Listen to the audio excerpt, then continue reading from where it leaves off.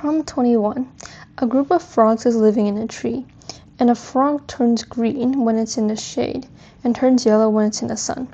Initially, the ratio of green frogs to yellow frogs was 3-1, and then 3 frogs moved into the sunny side and 5 frogs moved into the shady side. Now the ratio is 4-1. What is the difference between the number of green frogs and the number of yellow frogs now? So we can write first x to y was originally 3. Okay, so now to compare the shady side and the sunny side.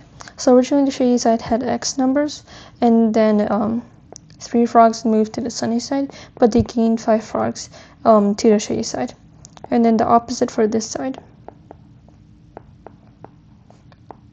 So you get x plus 2 over y minus 2 equals 4.